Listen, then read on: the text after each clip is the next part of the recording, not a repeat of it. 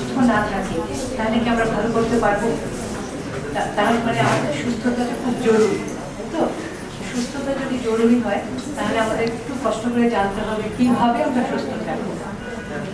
সুস্থ থাকবো কিভাবে, সেটা হলো যে স্বাস্থ্যের একটা আয়ুর্বেদের কথা আছে যে সুস্থতা নির্ভর করে আহার, বিহার, আচার, বিচার।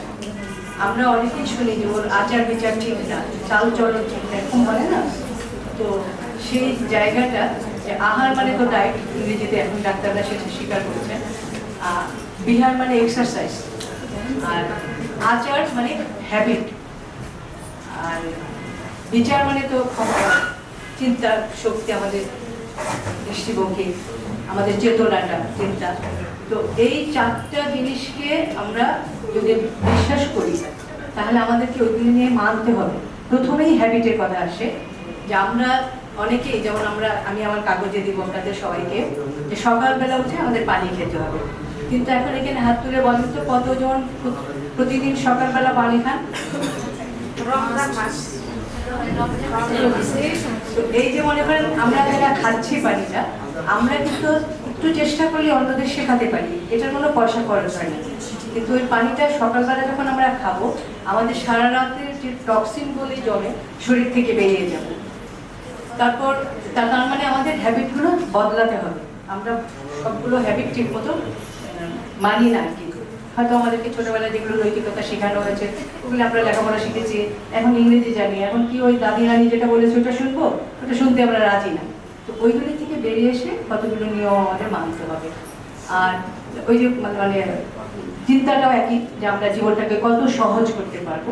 তার মধ্যে আমি ছোট্ট একটা গল্প বলি। আমরা এখানে আমার হাজব্যান্ডও আছেন, মশিউদ্দিন শাকের। আমরা দুইজনই ক্যান্সারাস ফ্যামিলি থেকে আসছি।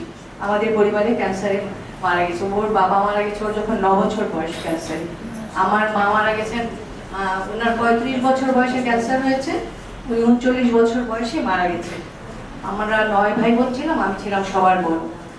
তো এই কারণে আমরা দুইজনে যেহেতু ক্যান্সারাস ফ্যামিলি থেকে আসছি, আমরা জানি একজনের ক্যান্সার হলে ওই পরিবারটা কি হয়, কিভাবে ধ্বংস হয়ে যায়। আমাদেরকে মানে ডেটা জেনে শিখতে হয়নি, জীবন থেকে শিখেছি। সেই জন্য আমি বাংলাদেশ বিমানের ক্যাবিন ক্রুতে জয়েন করেছিলাম 76 সনে। 1976 সনে আমি বাংলাদেশ বিমানে ক্যাবিন ক্রু হিসেবে জয়েন করেছিলাম।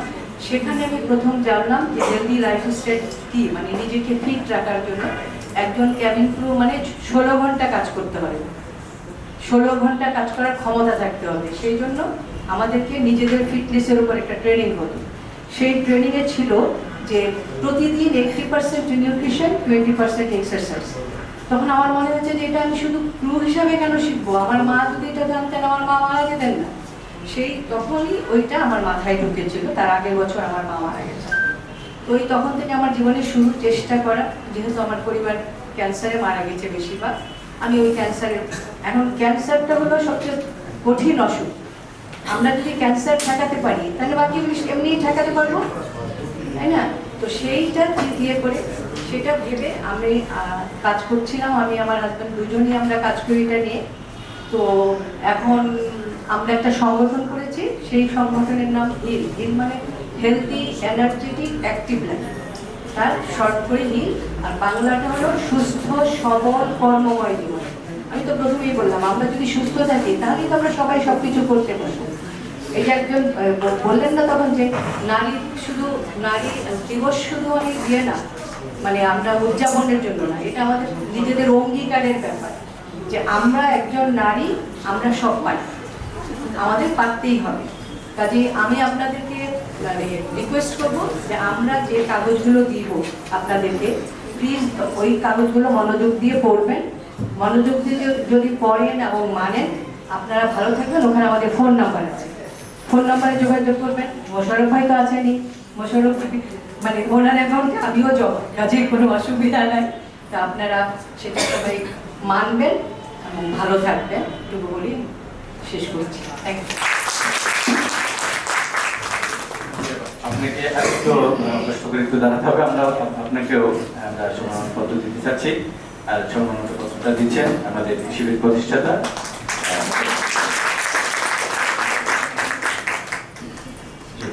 ধন্যবাদ। বুঝছে? হ্যাঁ Thank you.